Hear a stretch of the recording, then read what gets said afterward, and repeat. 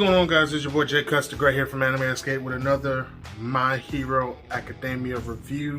Season 5. It's either episode 10 or 11. You'll know in the details. It'll come up.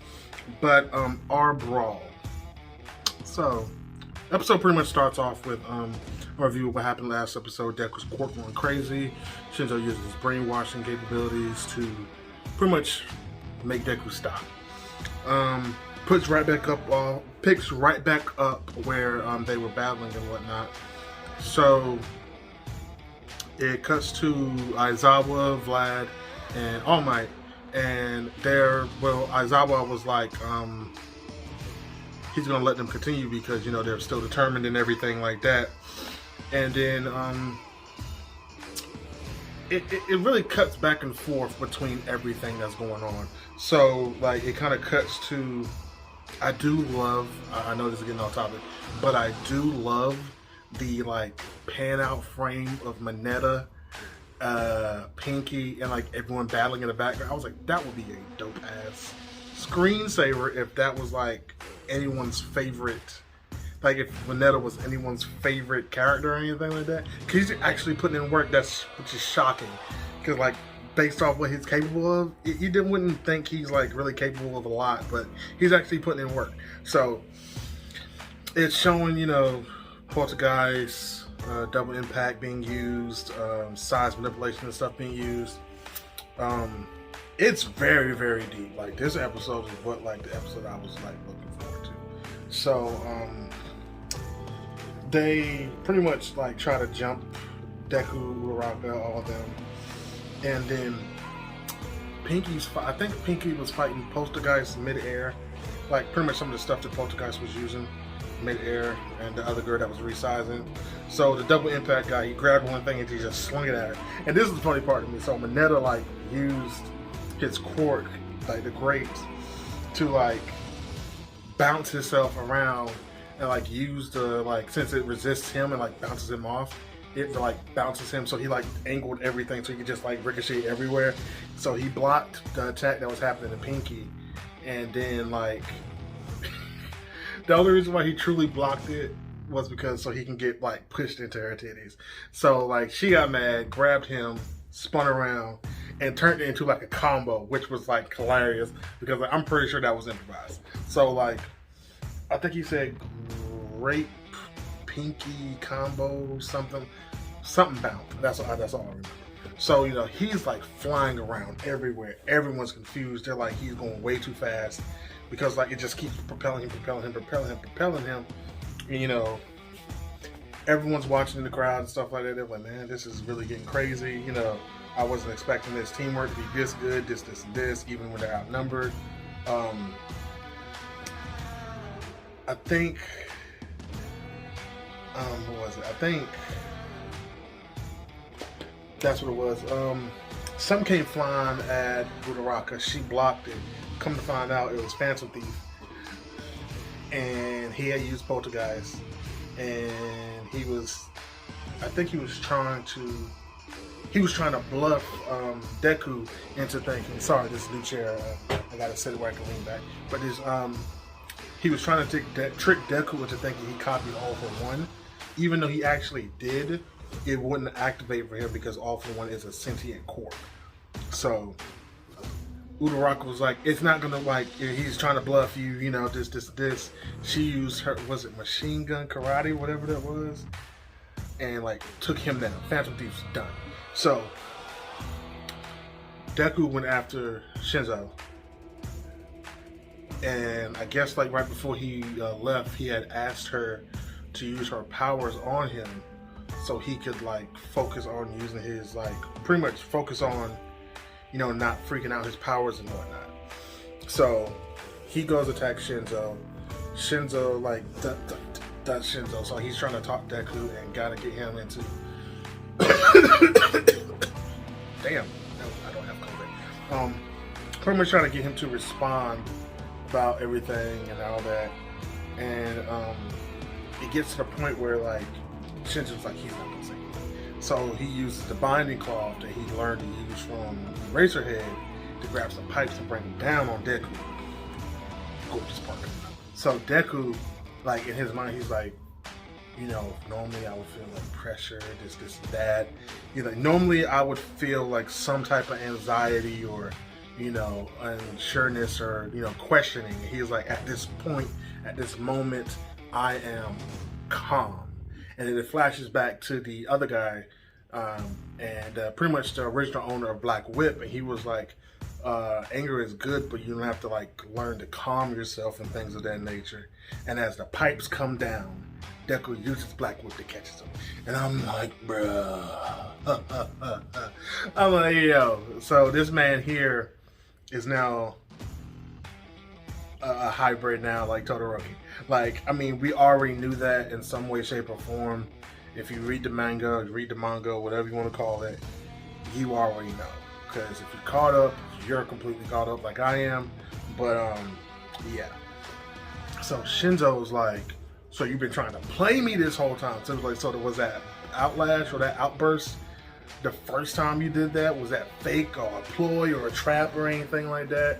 So, you know, Shinzo bolts. So Deku goes after Shinzo. Then it cuts to Uraraka taking Phantom Thief to the prison, the little cage or whatever. So the whole time he's talking cash, money, shit. And he's like talking to her, and she is like on it. She's not saying nothing. She's doing symbols and stuff like that. That way, you know, she can communicate without actually saying anything. He's trying to trick her and everything like that. And so she gets to the cage, and he was like, "You thought, you know, I copied Poltergeist and the size quirk, but what was the other quirk I copied, and this and that." Come to find out, the other quirk he copied was Twin Impact. Because so when in the last episode he swiped at Deku, he actually did make contact with Deku, but it was Twin Impact. So like he just let it store up until a certain point. So like it cuts back to Uraraka, and she's like flashing back to when Deku was like, "Hey, I need you to use your quirk on me, so I can do this. Don't worry about me. I got it. You help everyone else." So I'm trying to remember who was taken down first.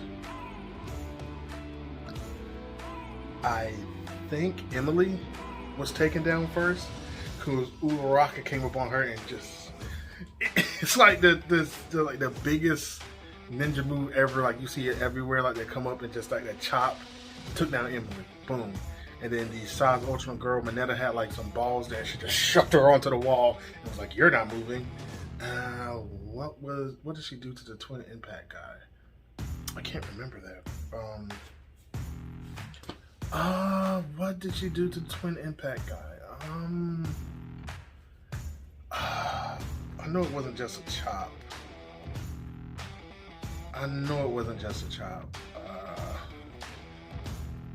I really can't remember what she did to Twin Impact guy. Like, I'm flabbergasted. And it's like right here, it's like right there at the front of you. You know when you got something right in front of your brain. At the front of your brain.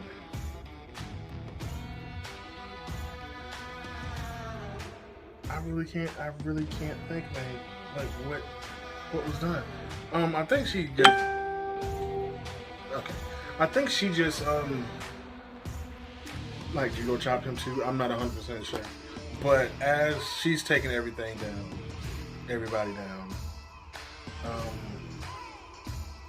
Deku finally catches up with Shinzo.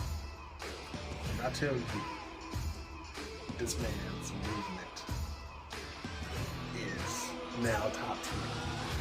So normally when like he's about to catch up with Shinzo, and then it flashes back to Phantom Thief in a cage, and then Twin Impact has been activated when he's close to Shinzo, pretty much almost knocking him out. So like they think there's knocked out, but he comes to like that because he's really not knocked out. That's why I couldn't remember what happened. Uraraka didn't take out the double impact guy. Pinky did. She just punched the shit out of him. I remember now. So, Deku Deku grabs his binding cloth mid-air, spins like he's fucking Rock Lee, wraps the binding cloth around him midway, and then takes down Shinzo, winning the match. And what? It's the funniest thing because, you know, they won, everything like that. Shinzo's like, well, you know, I could have been better. I don't deserve the pass. This, and this. I don't deserve the pass to you. The exam to try to get transferred over to the hero course. And they were like, so you knew? He was like, obviously, you know, after this, you know, pointing out everything. He was like, yeah, I could have kind of tell it was a test. So after that, it was funny because like all of them lined up, and Aizawa instantly, you already knew Aizawa. He was like, Deku, what the fuck's going on with you? Like literally, he was like, what the fuck's going on with you? And they were like, everyone was like, is that like a new move? He was like, that doesn't look like a move that's not based off your quirk. Like, because normally, All for One was normally, before, you know, this evolution, was based off a strength enhancing quirk. So, you know, it would boost your strength well beyond what you were capable of. So now they have something new, and it's like, nigga, what is that? So, like, everyone's questioning. He's like, I don't even know. He's like, it just happened. This, and this. Then Shinzo was like, you know, there were like things with Shinzo Uraraka. Everything was like balanced. Everything was cool. And Shinzo was like, I was only doing like told me because really I just want to fight Deku, this, and this. And Uraraka was like, well, you know, he was just in trouble with this, and here come Pinky. She was like, you kind of jumped fast to hold him tightly, and she like instantly turns around. I was like, you trifling this, but it kind of like goes back like where like Aizawa and Shinzo are talking, and you know, Aizawa tells Shinzo he's passed the test to be transferred over to the hero course. And Shinzo does this speech where he's like, he's going to keep striving to be better and everything like that, so he can, you know, pretty much be the #1 hero like everyone aims to be in the hero course. And then the episode ends like that. So yeah, it was a dope episode. This is really the last 2 episodes I was really waiting for. But yeah, it was actually a pretty dope episode. I liked it.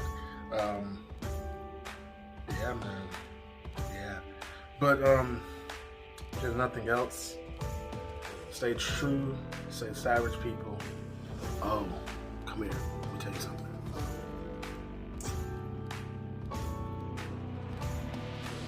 GalaxyCon is back on, baby. Guess who's going? Guess who's getting autographs? There's not a lot of people going to be there this time. Because, you know, the pandemic is so out and about and they're limiting people. So I'm going to get my ticket. My wife. There's somebody she wants to see and get an autograph from, so I'll make that happen. And there's 2 people. 2 people I want to. Well, there's actually a lot of people, but I ain't got the money to be just here, autograph, picture. No. So, Rod Van Dam, the $1 Million Man Ted DiBiase, Scott Steiner. Those are just 3 people I want to meet. I'm not meeting Scott Steiner because I've heard like a lot of arrogance about him. But at the same time, you can say that about anyone who's like somewhat famous. So, I'm like, this is just the lighting? Yes, it's the lighting. I'm tripping. But I'm definitely going to get an autograph and a picture of Rod Van Dam and Ted DiBiase. Yes, I am. But be on the lookout for those videos. That's probably not going to come around until like the 1st of August or anything like that. But yeah, guys, stay true, stay savage, people. I'm out. Bye.